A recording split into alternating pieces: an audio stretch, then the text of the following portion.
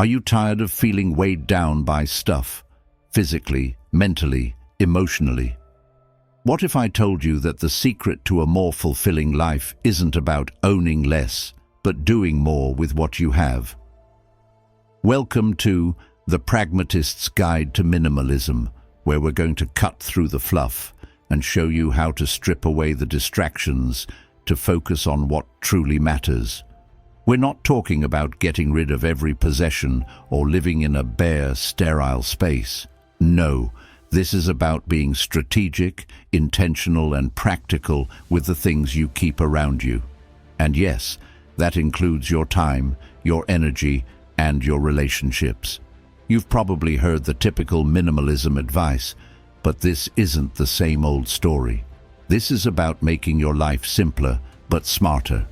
If you're ready to reclaim your space, physically and mentally, then stick with me because we're diving into actionable, real-world strategies that will change the way you think about stuff for good. Keep watching. This is where minimalism meets real life, and trust me, it's going to be a game changer. Number 1, the 90% rule. Embrace bare necessities.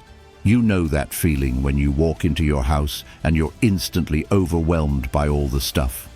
The clothes, the gadgets, the random knickknacks collecting dust in corners, stuff you thought you'd use, but now it's just there, taking up space, taking up energy, and, let's be real, taking up your peace of mind. Now, imagine a life where 90% of it didn't exist. Yeah, you heard me right, 90%. Before you roll your eyes and click away, hear me out. This isn't some minimalist guru nonsense. It's a simple, almost radical idea. Embrace bare necessities and only keep what you truly need. Trust me, the benefits go beyond just tidying up your closet. You know the type, your friend who has 10 different jackets but wears only one. Or that drawer stuffed with pens, half-used notebooks, and random cables that might come in handy one day. We've all been there, haven't we? Holding on to things just in case, because you know, someday I might need it. But here's the catch, that someday never comes. And in the meantime, all those things are draining your mental energy, keeping you stuck in a cycle of disorganization and clutter. Ever felt like your stuff is controlling you instead of the other way around? Yeah, it's time for a change. The 90% rule is simple. Look around. What do you use every day? What brings you real value? We're talking essentials here, the things that serve a purpose in your life, not the ones that just sit there looking pretty or might be useful. Ask yourself, what if I only kept the items that genuinely improve my life? What if I got rid of 90% of everything else? Sounds crazy, right? But that's the point. We don't need all the stuff we accumulate. Most of it is just noise. The beauty of this rule is that it forces you to face reality and ask hard questions. Do you really need all that stuff, or is it just an attachment to comfort or fear of missing out? Let me give you an example. A few months ago, I took a weekend to declutter. I started with my closet, tossing out old clothes, donating what I hadn't worn in a year. By the time I was done, my wardrobe was almost empty. At first, I felt this weird panic. What if I needed those clothes? What if I regretted throwing them out? But after just a week, I realized something amazing. I felt lighter. I wasn't wasting time choosing between 50 different shirts that all looked the same. I had more space, both physically and mentally. I could walk into my closet and feel peace instead of anxiety. And you know what? I didn't miss any of the items I got rid of. In fact, I felt empowered. This isn't just about getting rid of things for the sake of it.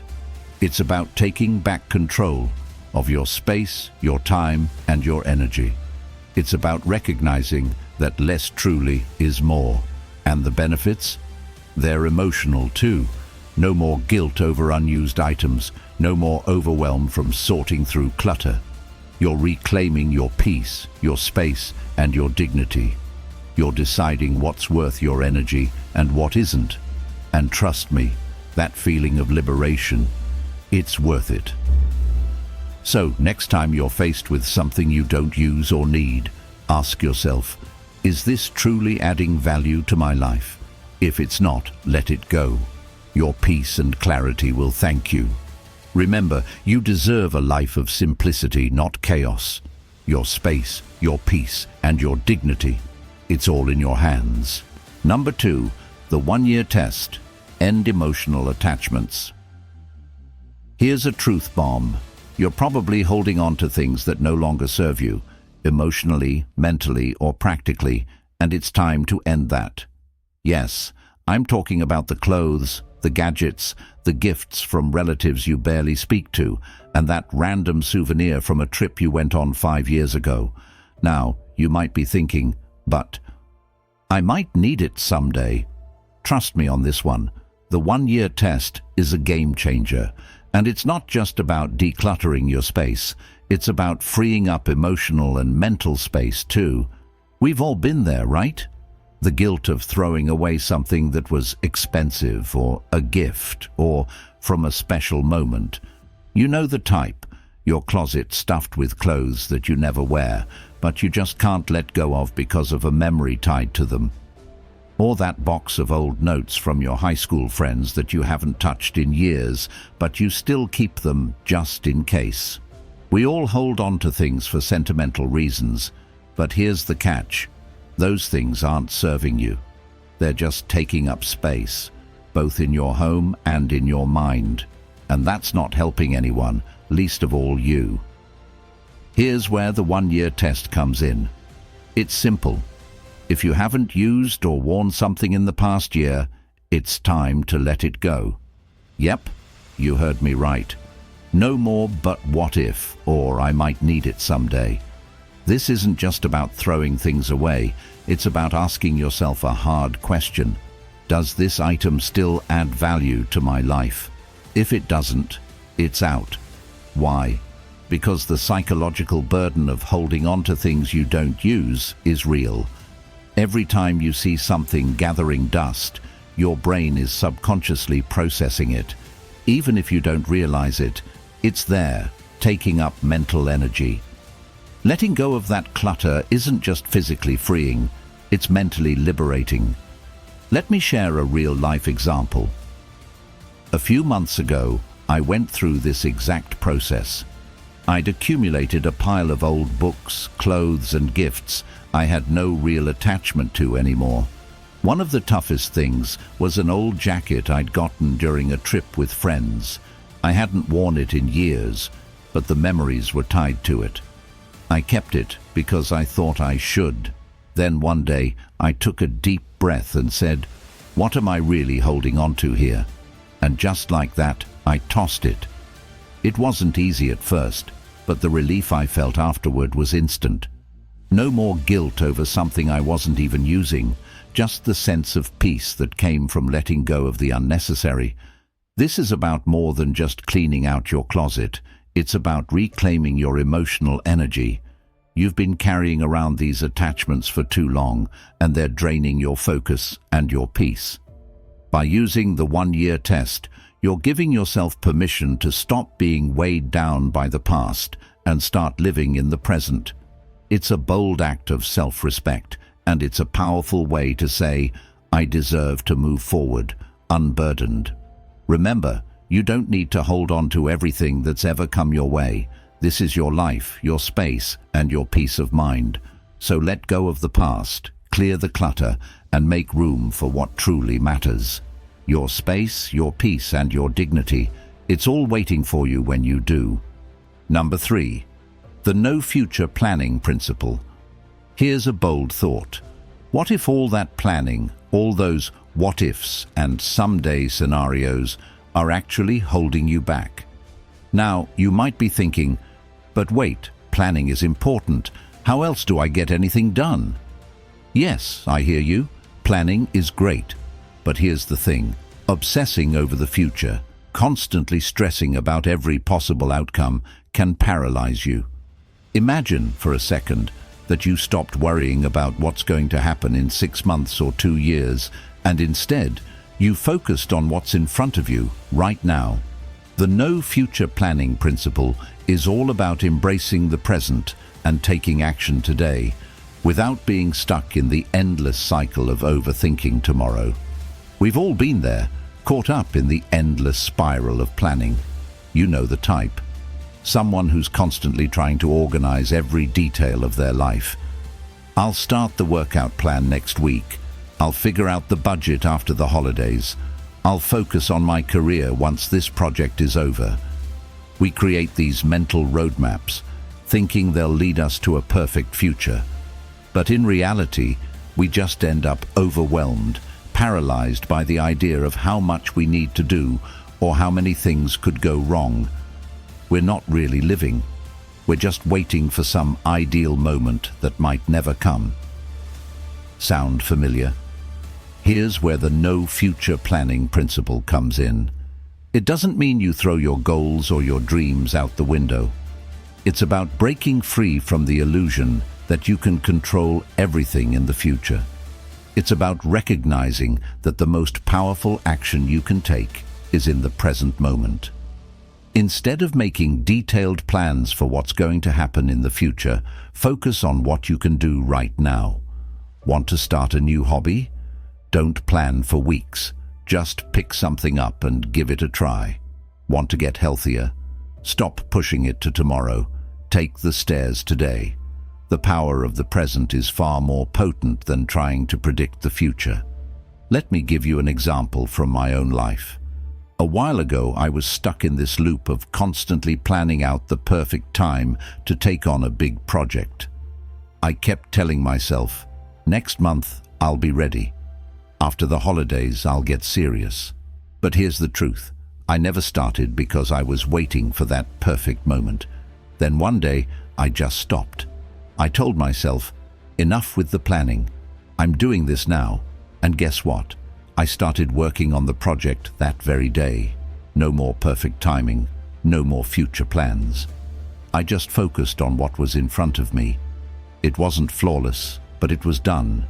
And that felt so much better than waiting around. This principle isn't just about actions, it's about your mental state too. By removing the need to plan every step, you allow space for spontaneity and creativity. You stop worrying about the what-ifs and start embracing the what now. It's incredibly freeing. Your mind becomes less cluttered, and you stop feeling overwhelmed by the pressure of a perfect future. You realize that you can trust yourself to adapt and move forward without the endless pressure to get everything right. The best part? This isn't just about achieving goals or ticking boxes. It's about your emotional well-being. You're giving yourself permission to be imperfect. You're taking back your time and energy from the constant hamster wheel of planning. It's about reclaiming your space, your peace, and your dignity. The no future planning principle is a radical form of self-care, allowing you to be present, focused, and at ease with the moment. It might sound counterintuitive, but in reality, it's one of the most powerful strategies for growth. So next time you catch yourself planning a perfect future that may never happen, remember, your space, your peace, and your dignity are right here in the now. Don't wait for the future to start living your life. Take action today and watch the magic unfold. Number 4, the 30-day clean slate challenge. Here's a bold idea. What if, instead of waiting for the right moment to start fresh, you just decided to wipe the slate clean today? I know it sounds a little extreme, right? But bear with me, because the 30-day clean slate challenge might just be the game changer you didn't know you needed. Now, you're probably thinking, what do you mean by clean slate? Isn't that a bit too much of a reset? Yes, trust me on this one. It's not about erasing everything in your life, but it's about making space for new possibilities, new habits, and a fresh perspective. We've all been there. You know the type. The person who's overwhelmed by clutter in their mind, their home, or their schedule.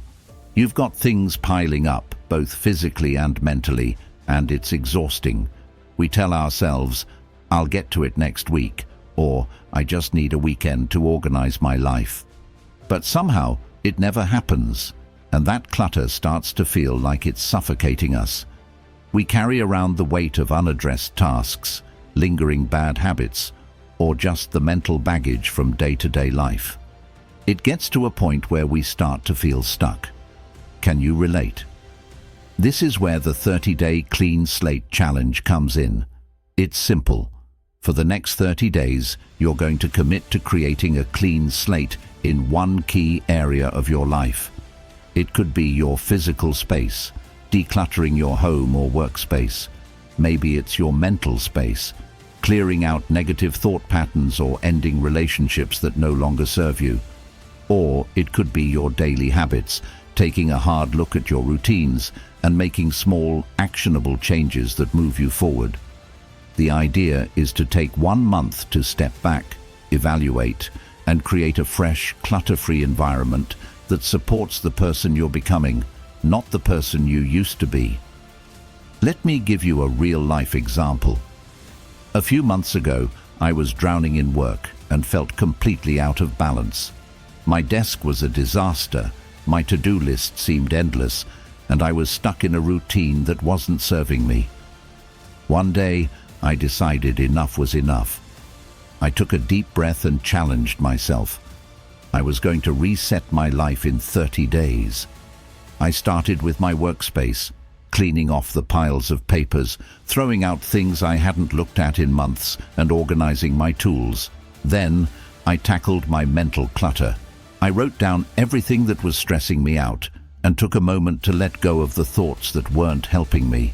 And every day, I made small changes, replacing distractions with focused work, unhealthy habits with healthier ones.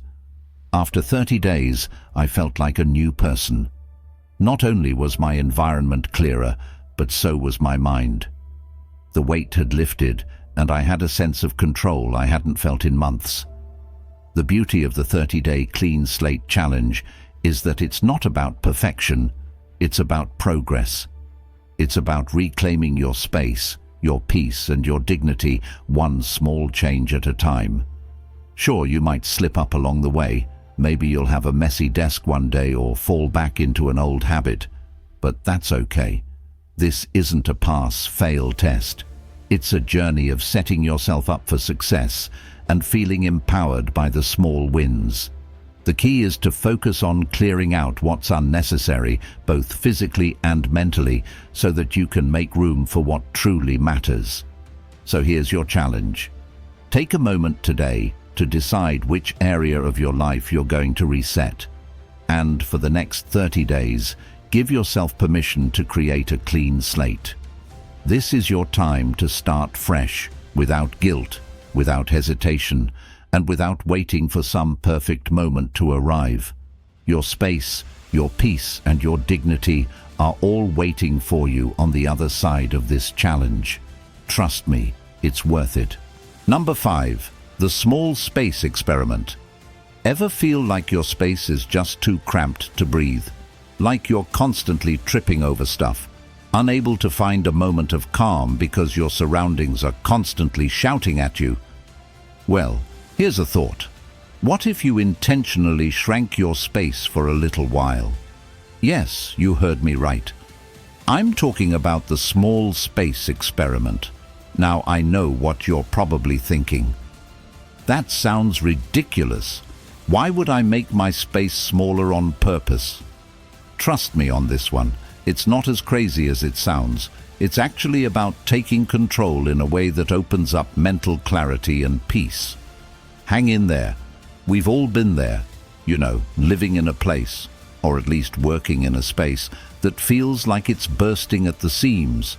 Piles of things everywhere, distractions pulling your attention in 1,000 directions, and you start to feel like the clutter is taking over. Whether it's your desk, your bedroom, or even your entire home, it's like a little storm of stuff that you can't seem to outrun. And let's be honest, it's draining. You get overwhelmed, and rather than finding peace, you just find more things to fix. Here's where the small space experiment comes in. Imagine this. For just a week, You intentionally scale down your space to a smaller area. I'm talking about focusing on one part of your home or office and using only that space for all your daily activities. I know it sounds a bit like a game of minimalism, but hear me out. This isn't about downsizing for the sake of it. This is about proving to yourself that less can truly be more.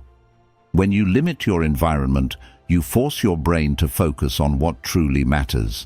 It's almost like a reset button for your mind. No more distractions, no more clutter pulling your attention in a million directions. You start to realize that you don't need all that space to feel content. You need space for clarity and purpose. Let me give you a real-life example. A few months ago, I found myself drowning in my office, papers everywhere, a never-ending pile of emails, and my desk was a chaotic mess. I decided to do the small space experiment. I cleared off everything except the essentials, my computer, a notebook, and a pen. For the next week, I only worked in this limited space, not allowing myself to spread out across my entire desk. And you know what? It was revolutionary. I could finally focus without being distracted by a million little things. I found that I got more done in less time, and the feeling of physical space helped me clear mental clutter as well. The entire week was like a mini vacation for my brain, and when I opened my space back up afterward, I felt a sense of calm that I hadn't experienced in months. Now, I know you might be skeptical. You might be thinking, but I need all this stuff around me to be productive. But the truth is, most of what you surround yourself with is just noise. It's all those just-in-case items that you're holding on to, thinking you need them for some future scenario. The small space experiment is a way to show yourself that you don't need all that junk, physically or mentally. It's about reclaiming your space, your peace, and your dignity by deciding that less is more. By the end of the experiment, you'll likely notice a shift, not just in your environment, but in how you approach your daily tasks. You'll feel lighter, more focused, and more in control. Your brain won't be constantly running in a million directions. And, perhaps most importantly, you'll have proven to yourself that you don't need endless space or endless distractions to thrive. You only need what's essential. So here's your challenge. Take a week and shrink your space intentionally. Focus on just the essentials and see what happens. Trust me, this experiment isn't just about clearing physical space. It's about creating room in your mind for clarity, focus, and growth. Your space, your peace, and your dignity are all just a small shift away. Number 6. The social media detox. Say goodbye to virtual clutter. Ever feel like you're drowning in notifications, likes, and endless scrolling? Like you're constantly trying to keep up with everyone else's lives, and at the end of it, you're left feeling, well, empty? Let's face it, social media can be overwhelming. Now, before you dismiss this as another take a break from social media suggestion, hear me out. What if I told you that taking a social media detox, even just for a little while, could completely reset your mind and help you rediscover real joy? Yes, trust me on this one. A little virtual declutter might be exactly what you need. You know the type. The kind of person who starts their day by checking Instagram, then finds themselves 2 hours later still mindlessly scrolling through posts, comparing themselves to people they barely know. Maybe it's not even Instagram. Maybe it's Twitter, Facebook, or even TikTok. We've all been there, getting caught in that endless loop of digital noise. We all know the feeling of getting pulled into someone else's highlight reel, only to forget what our own life even looks like. Or worse, you scroll so much you start losing touch with how you actually feel.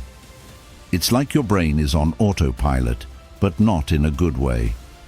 Here's where the social media detox comes in. It's simple. Set aside a period of time, whether it's a day, a week, or even just a few hours a day, where you disconnect from your social media platforms. I know you might be thinking, but I'll miss out on everything. Here's the thing, you're not going to miss anything that really matters. The truth is, most of what we consume online is noise. It's that endless stream of people's meals, their vacations, their opinions, and everything in between. And when you're constantly bombarded by other people's lives, you lose track of your own. The detox is your chance to step back and reclaim your peace. Let me tell you about a time when I did my own social media detox. One Saturday, I decided to take the day off from everything.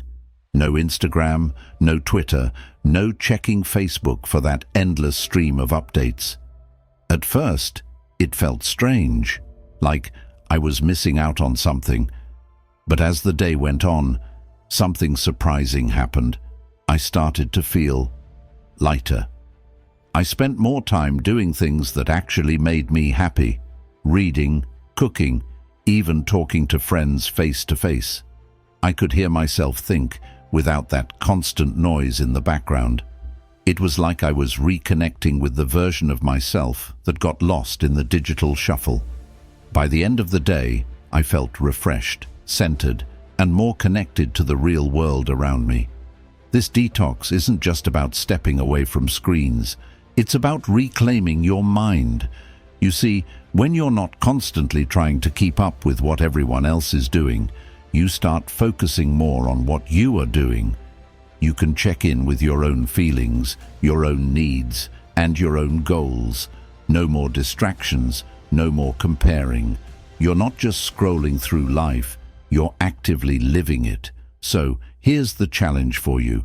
Take a break from social media, even if it's just for a short time. Start small, maybe just an hour a day at first, and notice how it feels. This isn't about cutting ties with the world or becoming an internet hermit. It's about taking back control of your time and mental space.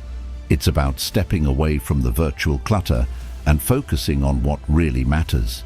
When you embrace this detox, you'll not only free up time, you'll also free up your mind. Remember, you have the power to decide what fills your space. So, take that step back, and when you return, you'll come back stronger, clearer, and with a new sense of purpose. Your space, your peace, and your dignity. Take it back, one detox at a time. Number 7. The digital declutter. Ditch the digital hoard. Have you ever looked at your phone, laptop, or tablet and thought, why does it feel like I'm carrying around a ton of junk? It's like you've got apps, photos, documents, and emails piling up, but you never seem to have the time or energy to clear them out. Now, you might be thinking, it's not that bad, right? I'll deal with it later. But trust me, letting that digital clutter build up only makes your life harder. It slows you down, distracts you, and, worst of all, it messes with your mental space. So how about we try something different? What if we could take control of the digital mess once and for all? You know the type. The one who has 1,000 photos on their phone but can't find the one they actually need. Or perhaps you've been there yourself, sitting in front of a screen full of tabs and apps, feeling overwhelmed but not sure where to start. We all know that feeling of scrolling through endless emails, deleting some, ignoring others, but never truly organizing anything. And let's not even talk about the random apps you haven't opened in months, or the files you've saved just in case, even though you never actually use them. It's a mess, right? And yet, we let it slide because it's easier to ignore than to deal with. Here's where the digital declutter comes in. It's time to ditch the digital hoard. I'm talking about cleaning up your devices, not just deleting random things here and there, but actually going through your digital life and asking yourself, do I really need this? You can start with something simple. Choose a day where you're going to clear out your phone or computer. Yes, all the way out. It's like spring cleaning, but for your digital life. Go through your apps, photos, and files and ask yourself if they're still serving a purpose. Are they adding value to your life, or are they just occupying space, distracting you and making you feel like your mind is cluttered?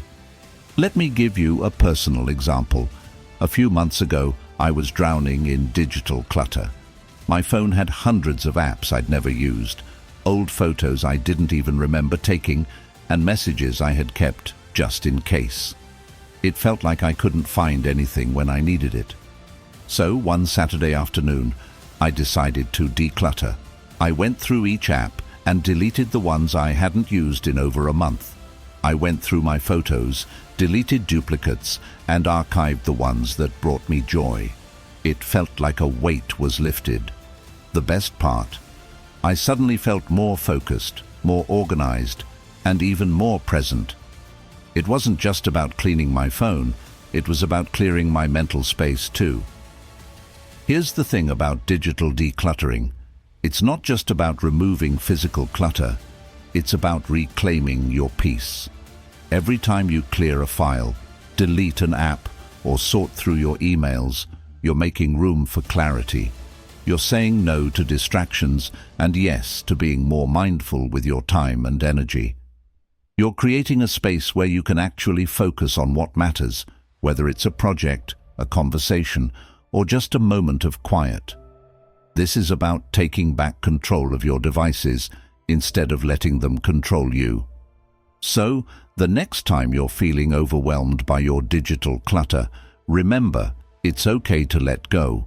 Your digital space is yours to shape, and by clearing out the junk, you're not just organizing your devices, you're organizing your life, your space, your peace, and your dignity.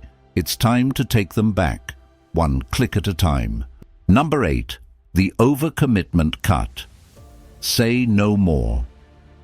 Often, you know that feeling when your schedule is packed to the brim and you're running from one thing to the next, barely keeping your head above water. You're juggling commitments, people are asking for favors, and you keep saying, yes, of course, I'll help. But deep down, you're drowning. Yes, trust me on this. Saying yes all the time isn't as heroic as it seems. It's draining, and over time, it erodes your peace, your time, and your ability to focus on what really matters. Now you might be thinking, but I don't want to disappoint anyone. And I get it, no one wants to be seen as selfish or unhelpful. But here's the kicker. Learning to say no is actually one of the most empowering things you can do for yourself. We've all been there. Someone asks for a favor, and without thinking, we agree. Maybe it's a colleague needing help with a project, a friend wanting you to attend an event, or family members pulling you in all directions. It feels impossible to say no, right? After all, what will they think of you? Will they be mad? Will they stop asking for your help? We get so caught up in pleasing others that we forget about ourselves. And before you know it, your to-do list is a mile long, your energy is drained, and you're not really doing anything at your best. It's exhausting. Here's where the overcommitment cut comes in. The next time you feel that familiar urge to say yes, pause, and I mean really pause. Ask yourself, is this something I can truly give my best to? If the answer is no, don't be afraid to say, I can't do that right now. It's not about being rude or inconsiderate. It's about setting boundaries and giving yourself the space to focus on what's important. It's about recognizing that you can't pour from an empty cup. You need to protect your time, your energy, and your sanity. And saying no is the first step in doing just that. Let me give you an example. A few weeks ago, I was asked to take on an additional project at work. It sounded exciting, but I could already feel the stress building up. My plate was full, and I knew that taking on something new would only spread me thinner. Instead of agreeing out of obligation, I took a step back, assessed my schedule, and said, I'd love to help, but I'm already committed to other tasks right now. And you know what happened? Not only did my boss respect my honesty, but I felt a weight lift off my shoulders. I had room to focus on what I was already doing, and my work was better for it. This isn't just about cutting out tasks, it's about protecting your peace. Every time you say no, you're reclaiming your time and your energy. You're making room for the things that truly matter to you, whether that's spending quality time with loved ones, diving into a passion project, or simply taking a moment to breathe. It's not about being selfish, it's about prioritizing your well-being. You're allowed to say no without guilt, and you don't have to explain yourself. So here's the deal. Saying no isn't a weakness, it's a superpower. It's about taking control of your life and saying, my time is valuable, and I choose how to spend it. Your peace, your energy, your time, they all belong to you. And when you start setting those boundaries, you'll find that not only do you feel more at ease, but you'll also start showing up as your best self in every area of your life. So go ahead, say no more often. Reclaim your space, your peace, and your dignity. Trust me, you've got this. Thank you so much for watching. I really hope this video gave you some valuable insights and practical tools to start applying minimalism in a way that actually fits into your life. If you found it helpful, don't forget to hit that like button. It helps a lot. And if you want more content like this, be sure to subscribe and join the community. Also, if you know someone who could benefit from this approach to minimalism, share this video with them. Let's spread the word and make life a little simpler together. I'd love to hear your thoughts or personal experiences. Leave a comment below and let's start a conversation. What's your take on minimalism? Have you tried it before, or are you just starting out? Let's connect and learn from each other. Remember, it's not about less stuff. It's about more focus, more intent, and more meaning. Keep living with purpose, and I'll catch you in the next one.